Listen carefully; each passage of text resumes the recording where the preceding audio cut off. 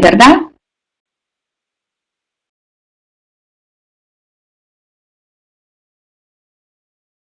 Vale. Pues antes de nada, dar las gracias al Centro Espírita Sin Fronteras, a la Federación, a nuestro amigo Miguel, Maite, Víctor y Andrea por darnos la oportunidad de compartir con vosotros cosas que yo he aprendido sobre Alfred Wallace, que como yo he titulado la charla que voy a compartir con vosotros hoy, es para mí un espíritu admirable, pues la espiritualidad nos envía cada extiempo, bueno, nos envía espíritus, ¿no? Que nos traen mensajes de luz, que nos traen avances en el campo intelectual, en el campo moral, y Alfred Wallace es uno de estos espíritus que nos ha traído, nos ha aportado muchísimas cosas, pese a que no le conocen mucha gente. Alfred Wallace es coautor, juntamente con Charles Darwin, de la teoría de la evolución de las especies a partir de un ancestro único, teniendo la selección natural como mecanismo de la evolución. O sea, Charles Darwin es una persona, es un científico que sonará, supongo, a todo el mundo, ¿no? Y en cambio, Alfred Wallace, que es coautor juntamente con Charles Darwin de este texto inicial de la teoría de la selección de las especies, no es una persona que suene a mucha gente. En los círculos académicos y culturales se suele pintar a Alfred Wallace como siendo una persona muy inteligente, una mente brillante que derrapó por la vía del activismo y del espiritualismo. Y en el espiritismo nosotros oímos hablar algo de él, de vez en cuando lo mencionamos,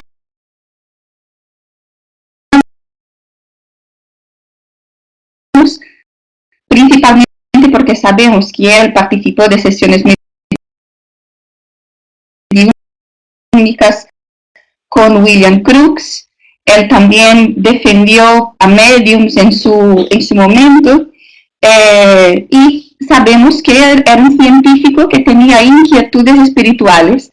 Pues hoy vamos a conocer un poquito más de este personaje, que es un ser admirable.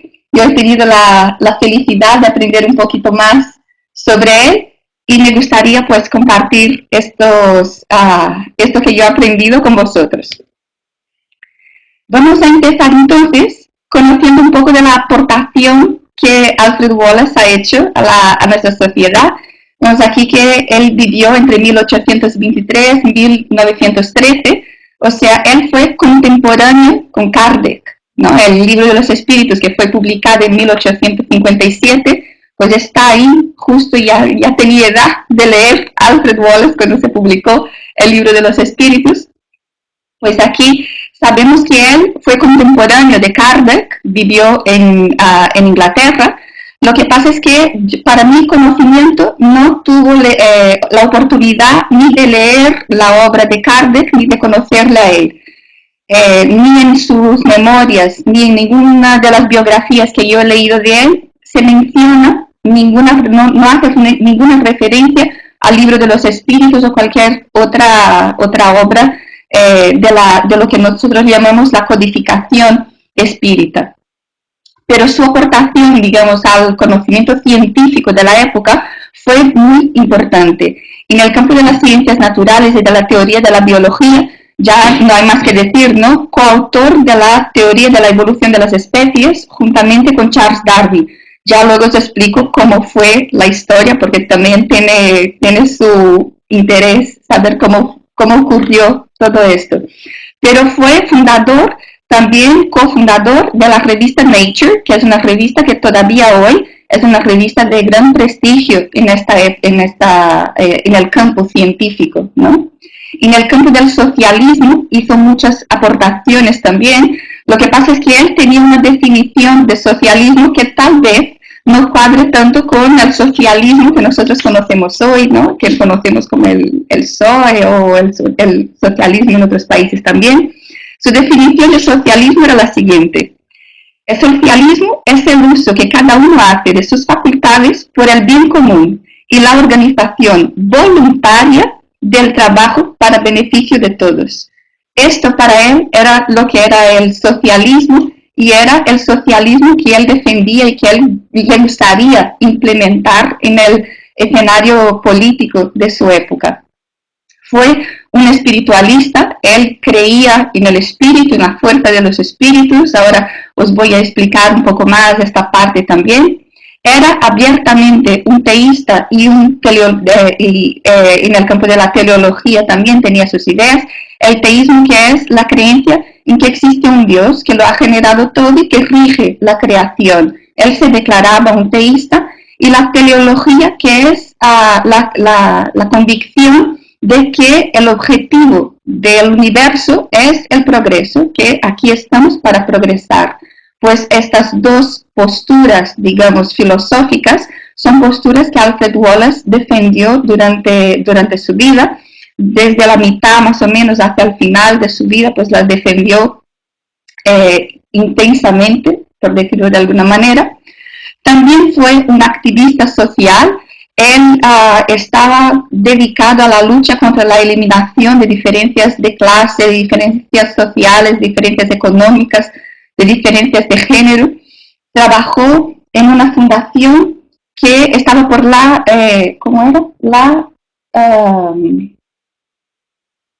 socialización de la tierra o algo así. Espera que voy a encontrar por aquí. La nacionalización de la tierra. O sea, los terratenientes de Inglaterra estaban bastante en contra de sus ideas, porque él estaba en contra del latifundio. Él pensaba que lo de la herencia lo que hacía era promover la pereza, que las personas no tenían que ser propietarias de las tierras. Y claro, estas convicciones y estas defensas que él hacía de sus convicciones podía ganar muchos enemigos entre la clase terrateniente, de la clase pudiente, ¿no?, de su época. Y también hizo mucha contribución a la teoría de la ética. ¿En qué sentido? Él creía que conceptos éticos eran tan relevantes para la sociedad del siglo XIX, que fue esta sociedad donde él vivió, como los hallazgos científicos que se estaban desarrollando en su momento. O sea, para él, todos estos aspectos que le interesaban integraban sus intereses. Pero más que generalista, porque aquí va desde ciencias naturales hasta ética, biología, socialismo, activismo social, alguien podría decir, pues fue un generalista. En realidad no fue un generalista. Lo que pasa es que él tenía una visión holística. Él tenía como una vista de pájaro y observaba toda esta realidad que nosotros a lo mejor solo podemos ver de forma compartimentada. Él observaba todo como formando parte de la búsqueda de la verdad. Vivió Wallace en un periodo, este periodo del periodo victoriano, y empezó trabajando en la topografía. Le introdujo su hermano a lo que es la topografía. Medir campos, realizar mapas y estas cosas.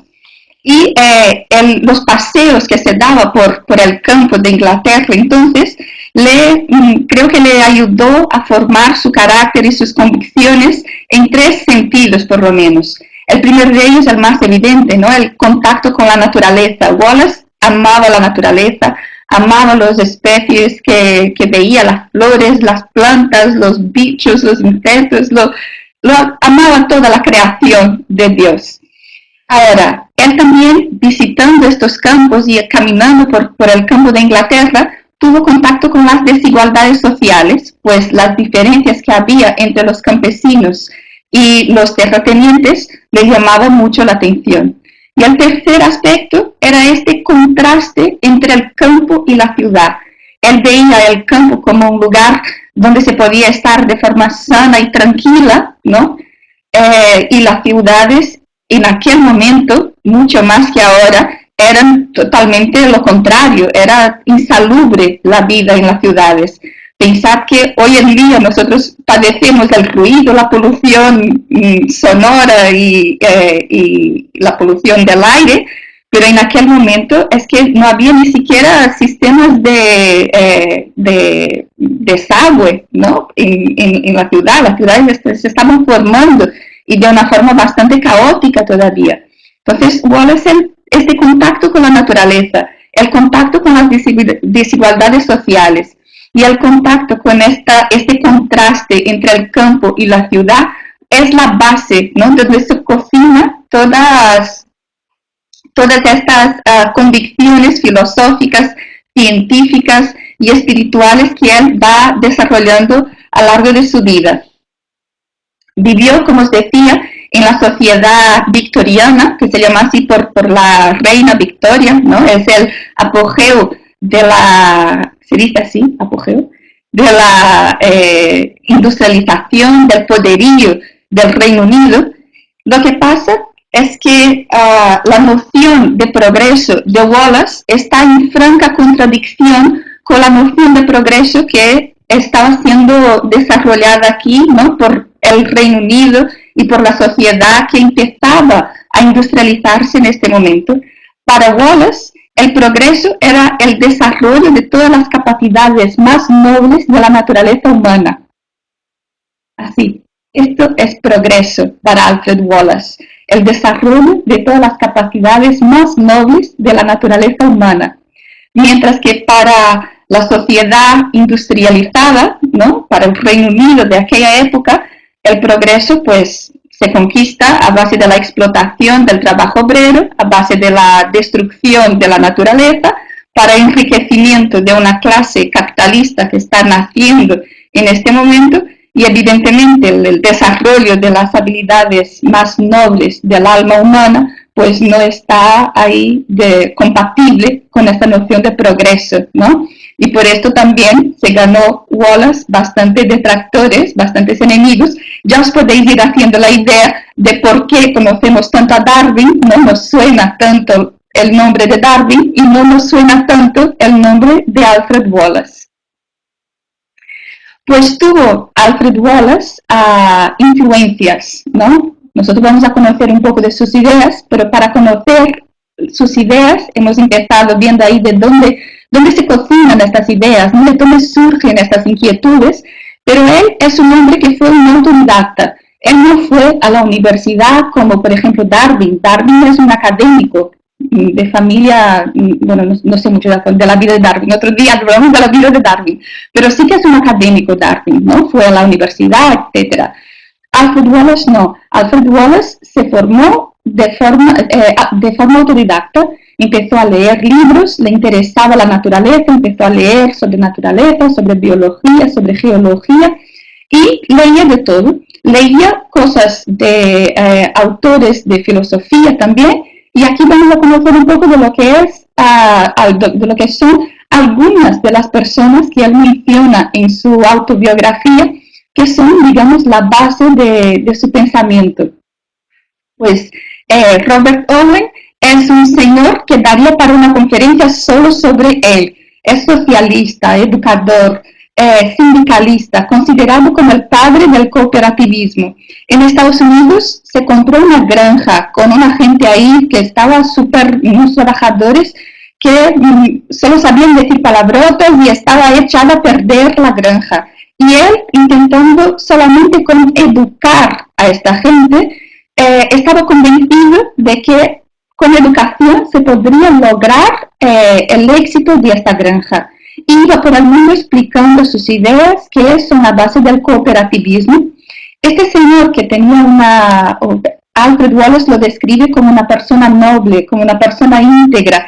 Estuvo en Londres dando una conferencia y Alfred Wallace era un jovencito en esta época, tenía 14, 15 años, y con su hermano lo que hacían era ir a estas reuniones de obreros, de sindicalistas, así se pasaba el tiempo, no se veía la televisión en esta época. Pues venía uno a hablar de algo, de interés para los obreros, ¿no? Pues aquí vino Robert Owen a Londres a hacer una conferencia cuando Alfred Wallace era un joven y le impactó mucho, le impactaron las ideas de este hombre, que son ideas francamente nobles e íntegras, como la impresión que le deja en Alfred Wallace.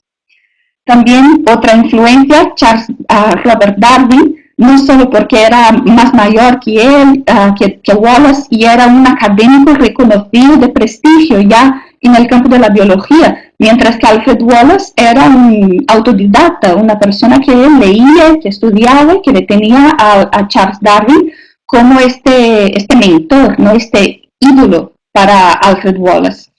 En las biografías que nos hablan de Alfred Wallace, nos explican cómo Alfred Wallace es demasiado humilde en relación a Charles Darwin, porque yo, cuando leía las biografías sobre Alfred Wallace, Charles Darwin me caía cada vez peor. Yo que tenía la sensación de que Darwin era muy pesado, muy poco humilde, o sea que me caía cada vez peor. Pero leyendo la autobiografía de Wallace, pues el personaje pues vuelve a ganar esta dimensión, ¿no? De realmente ser un referente para Alfred Wallace, que le influyó mucho. A ver qué tengo aquí sobre Alfred, que me estoy yendo por las ramas, creo que no. Cosas que os quiero contar sobre Charles Darwin. Primero que en este periodo el papel del científico no estaba tan definido como está hoy día. Hoy día nosotros hablamos de científico y más o menos todo el mundo sabe de qué estamos hablando, ¿no? Y en aquel momento pensar que lo que era un científico todavía no se sabía exactamente lo que era. Y había básicamente tres posturas con relación a lo que un científico podía hacer o cómo tenía que proceder. La primera postura sería de un tal Huxley, que no vamos a hablar de él, que también es muy pesado, que decía que el científico se tenía que profesionalizar, tenía que ser un especialista, un árbitro neutral y que no tenía que dar opiniones sobre las cosas. O sea, que el científico estaba por encima del bien y del mal y podía juzgar las cosas que acontecían en la sociedad. La segunda postura, tal vez intermedia, es precisamente la de Darwin, que tenía poco o ningún interés por los temas sociales y estaba muy receloso de su reputación. Entonces, él tenía mucho cuidado sobre qué explicar a quién, porque igual se metía por activismo, por defender a las mujeres, por defender la nacionalización de la tierra, por defender la ética, pues si metía en esos líos, pues su reputación sufriría, ¿no? Entonces, aquí está este hombre que más bien se esconde de los debates sociales. Y luego está Alfred Wallace, que sería la tercera postura. Para Alfred Wallace, lo que es ciencia, política, economía y espiritualidad son como sectores en un disco de colores. Él ve este disco de colores girar a gran velocidad. Entonces, él ve una cosa, un solo color, como si fuera blanco. Mientras que los demás científicos lo que ven son colores diferentes, pues política por una parte, ciencia por otra, espiritualidad por otra. Y para Alfred Wallace no, para Alfred Wallace todo esto es una única cosa. Aún así, Charles Darwin tuvo una gran influencia sobre él y os voy a contar que Charles Darwin llevaba 20 años trabajando en su libro sobre la selección de las especies. Cuando recibe una carta de Alfred Wallace, en la que Alfred Wallace le propone, ¿no?, un borrador, un escrito, y le pide, por favor, Charles Darwin, porque tenía admiración por este hombre, ¿no? ¿Me puedes decir qué te parece este texto que he escrito? Y casi se muere Charles Darwin en este momento porque era lo mismo que su propia teoría. Pues este autodidacta que no tenía ninguna participación en el contexto científico de su época, le iba a robar el protagonismo sobre su hallazgo mayor, el hallazgo de su vida, que era la teoría de la evolución de las especies. ¿Qué hace Darwin? Pues coge su propio trabajo, un trabajo de 20 años, y el borrador que le había enviado Wallace pidiendo su opinión, y lo envía todo a la sociedad leonesa, me parece que es como el contexto académico, la institución académica más importante de aquel periodo. Y lo que ellos hacen ahí es publicar el texto de la teoría de la evolución de las especies a partir de un ancestro único en coautoría entre Charles Darwin y Alfred Wallace. Y así es como se publica. Luego más adelante os explicaré cómo se le ocurre a Wallace esta idea, porque claro, Charles Darwin había trabajado en esto durante 20 años y Wallace pues tuvo una idea que luego os cuento cómo se le ocurre esto. Pero vamos a avanzar con lo que son las influencias. Otra influencia es Malthus. Malthus hace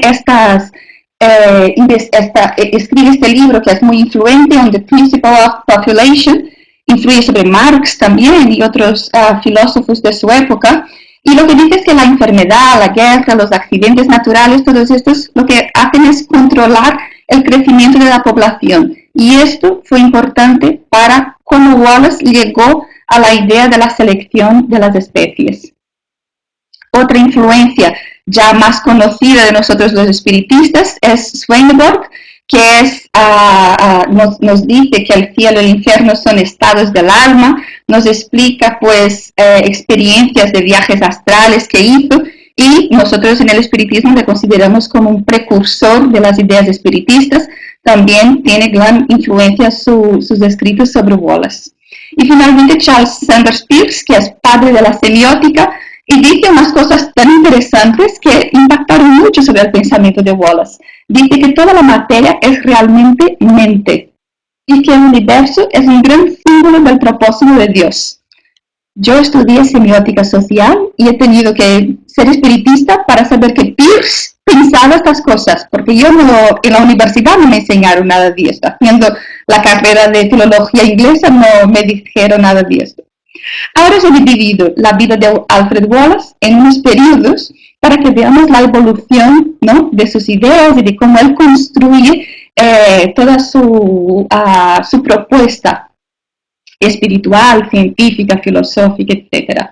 Pues siendo aún joven, en esta foto tenía 25 años, hace su primera expedición a Pará, a Brasil. Es aquí un joven naturalista, viaja con su mejor amigo, se financian ellos mismos su viaje, distinto a lo que sucedió a Darwin, que le estaba financiando el viaje el Estado británico, y aquí este joven espiritualista, este joven naturalista se lo paga él mismo.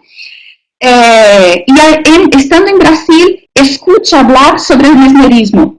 Y como él tiene una mente abierta y está siempre dispuesto a comprobar las cosas antes de rechazarlas, pues hace experiencias y llega a la conclusión de que el mesmerismo sí es algo real, que puedes controlar la mente de las personas y hacerlas pues reaccionar de alguna manera, ¿no?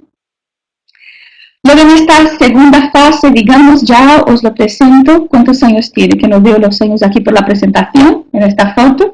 Pero lo que hace ya es la segunda expedición que hace al archipiélago malayo. Y aquí, cuando vuelve a Londres, ya vuelve como, gracias, 39.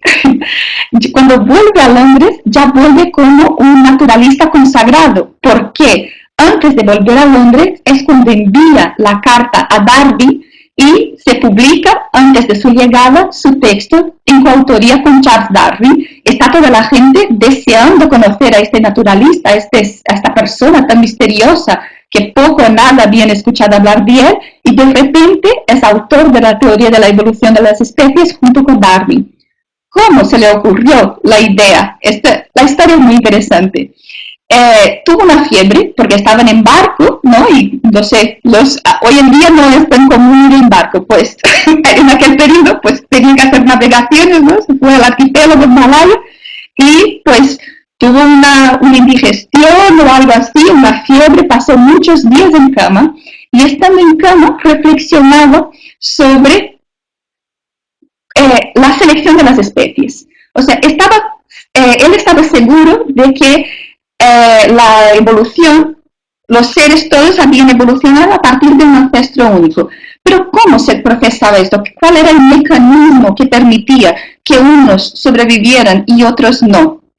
Entonces, estando con esta fiebre, despertó un momento y recordó el libro de Malthus, que hablaba de las enfermedades, y entonces se le ocurrió que lo que haría con que unos sobrevivieran y otros no, unos seres sobrevivieran y otros no, sería estar menos o más adaptados. Entonces ocurriría lo que es la selección natural de las especies, y esa era este era el mecanismo que le faltaba para acabar de llegar, ¿no?, a componer este puzzle, y fue lo que él redactó cuando se despertó de la fiebre. Envió el texto a Darwin. Darwin casi que se muere cuando lee el texto de Wallace, porque era en realidad algo muy parecido a lo que él mismo ya venía pensando desde hacía 20 años.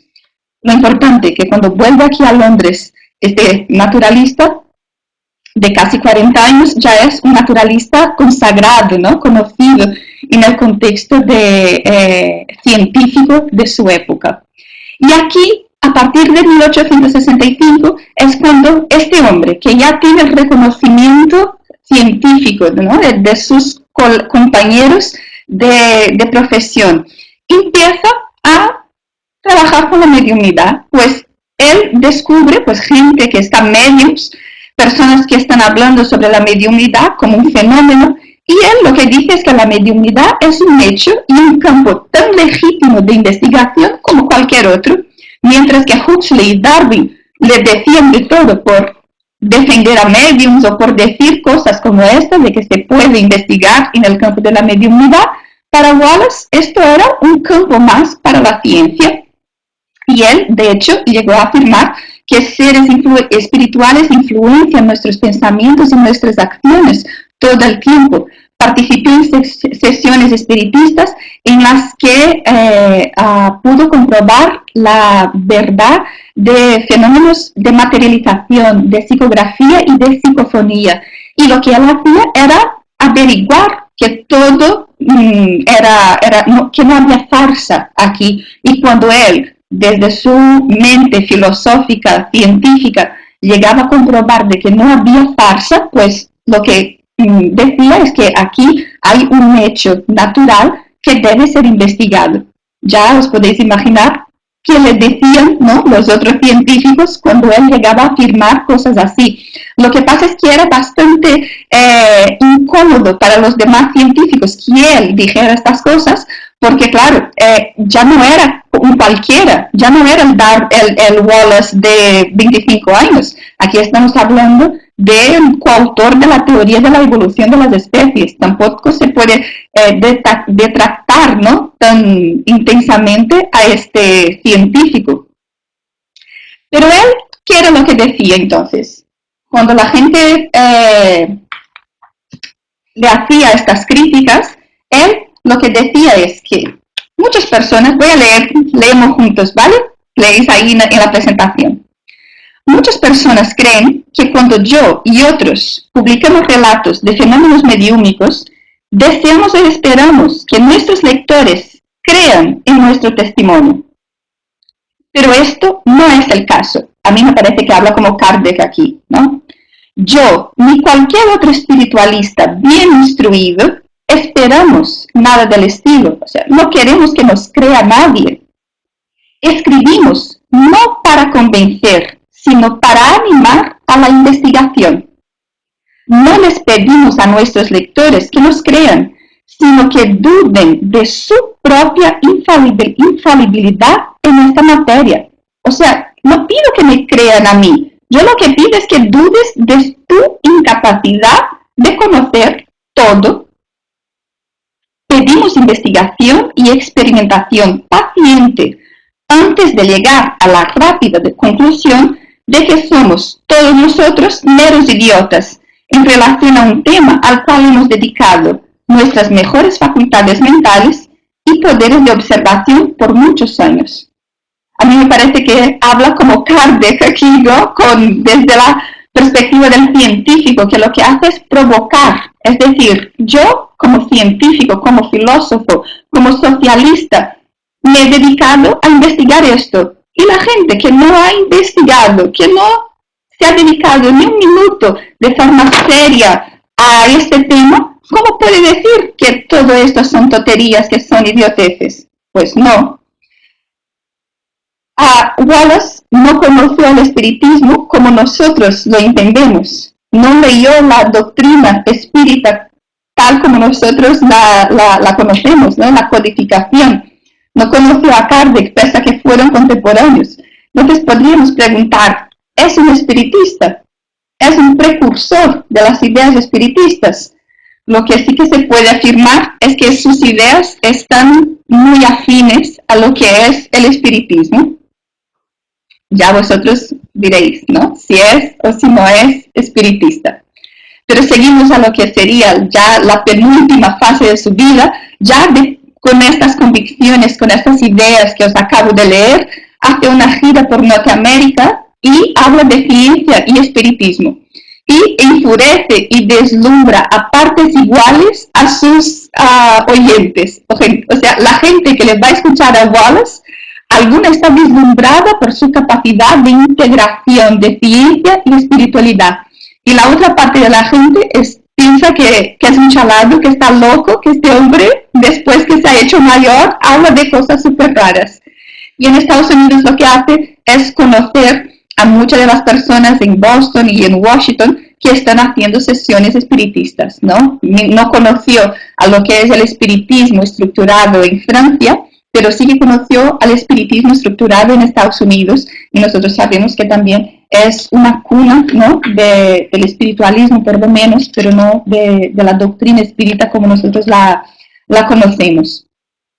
En la última fase de su vida, lo que hace Wallace es elaborar una cosmología evolucionista teleológica. Es tremendo esto. Yo creo que si hubiese habido un grupo de seguidores de Wallace, ¿no?, que se dedicaron a estudiar y a divulgar sus ideas, pues podríamos tener, igual que tenemos un espiritismo, podríamos tener un wallifismo o alguien, ¿no?, que estuviera aquí promoviendo, compartiendo este conocimiento desarrollado por Wallace. Pero lo que viene a decir es que hubo un acto de creación a partir del cual la evolución pasa a operar bajo la supervisión de inteligencias invisibles.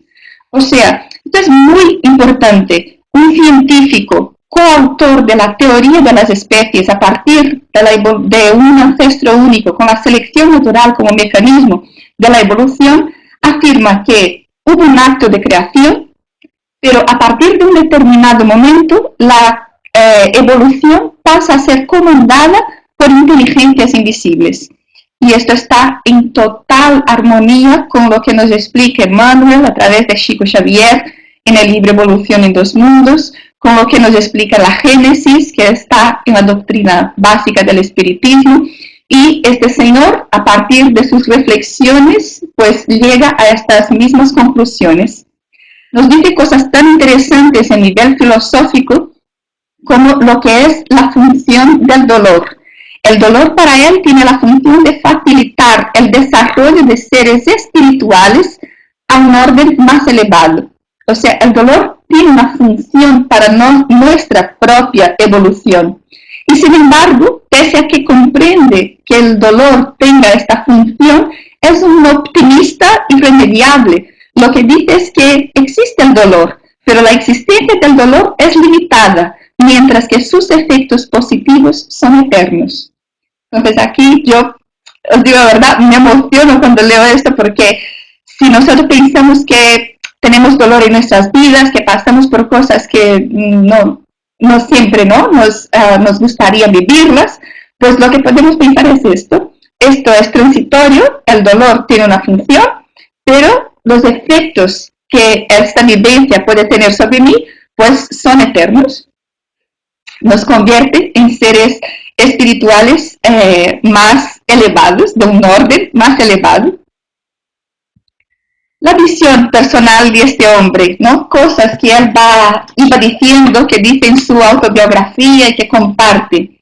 Pues las dificultades fueron importantes para moldear su carácter y determinar el trabajo de su vida. Él nunca descansó, estuvo todo el tiempo escribiendo, escribía incesantemente, leía incesantemente, y no tuvo las mismas facilidades que otros académicos de su época, como Darwin, ¿no? La comparación es evidente, pues no tuvo las mismas facilidades que otros hombres tuvieron. Y sin embargo, él creía que era perezoso y que de no haber tenido estas dificultades no habría producido tanto. Entonces él daba la bienvenida a esas dificultades en su vida. Decía que había estado entre hombres de muchas razas y religiones, que había estudiado el hombre y la naturaleza en todos sus aspectos y que había perseguido la verdad. Esto era para él una necesidad, ¿no? Toda su vida estuvo persiguiendo la verdad. Y también decía que la moral y la política son tan relevantes para la elaboración de una filosofía adecuada para el siglo XIX como las teorías y hallazgos científicos, mientras que la mayoría de la gente estaba vislumbrada con lo que la ciencia estaba aportando a la sociedad del siglo XIX. Este hombre decía, a ver, paremos al carro, porque una teoría ética, social, que permita la dignidad de todos los individuos es tan relevante para nuestra sociedad como los hallazgos científicos que nosotros estamos conociendo actualmente. Es, sin lugar a duda, pues una mente admirable.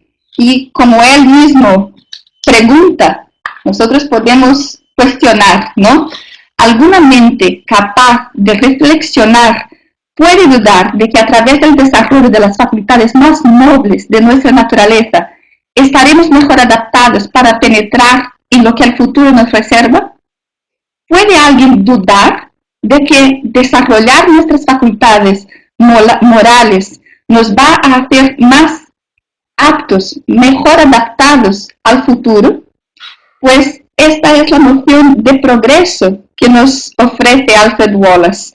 Este científico que llegó a la conclusión de que todos los seres evolucionan a partir de un ancestro único, teniendo la selección natural como el mecanismo que permite la evolución de los seres, termina con esta conclusión al final de su vida. Nadie puede dudar de que el próximo nivel de la evolución es un nivel de las facultades morales, y es en este campo del desarrollo de las facultades morales donde nosotros tenemos que crecer, que experimentar, que evolucionar para estar mejor adaptados en sentido evolutivo a lo que el futuro nos reserva. El espiritismo nos enseña que nosotros estamos pasando actualmente por un periodo de transición planetaria, penetramos en lo que es un planeta, nos convertimos, ¿no?, en lo que es un planeta de regeneración, pero para estar adaptados a este nuevo nivel vibratorio que significa ser un planeta de regeneración, tenemos que también estar más preparados a nivel moral e intelectual. Pues este espíritu admirable, que no sé si es precursor del espiritismo, si es espiritista o si da igual, pero sin lugar a dudas tiene ideas que están perfectamente alineadas a lo que el espiritismo propone, y es una mente admirable, un espíritu admirable con quien yo aprendo básicamente 3 cosas. Tenía un papelito aquí con las 3 cosas para no olvidarme. La primera de ellas, la humildad, porque pese a que yo he estado todo el tiempo afirmando que era un espíritu admirable, que es lo más, él se pone en todo momento por debajo de Darwin, en todo momento, y se dice a sí mismo perezoso, que si no fuera por las dificultades que no trabajaría. O sea, es una persona que nos enseña a ser humildes, y esto es algo que yo personalmente tengo que aprender mucho. Es un alma generosa, porque todo lo que aprendió lo compartió, y lo compartió de forma incesante, o sea, incansablemente. Lo que es la popularización del conocimiento no era algo corriente, los científicos solían guardarse lo que sabían para ellos, y Alfred Wallace lo que hacía era compartir. Luego tenía esta vista de pájaro que me da mucha envidia. ¡Qué horror! Pues tenía esta vista de pájaro, esta visión holística que lo integraba todo. Y esto creo que ganaríamos mucho, ¿no?, si fuéramos capaces de integrar las cosas, de no separar lo que es política, de economía, de ciencia, de espiritualidad. Si como sociedad fuéramos capaces de integrar todos estos conocimientos, pues estaríamos mejor preparados para vivir en este mundo. Y el último punto es el coraje. Fue un espíritu que no le importaba lo que iban a decir de él, si los científicos iban a criticarlo por espiritualista, si los espiritualistas iban a criticarle por activista, si los activistas iban a criticarle por científico, él lo que hacía era hablar de sus convicciones de forma abierta, siempre con el propósito de ofrecer a la sociedad lo que él había aprendido. Pues con humildad, generosidad, esta visión holística y coraje, pues termino lo que de esta charla que os tenía que presentar a este personaje tan entrañable. Él sí, Miguel, es un personaje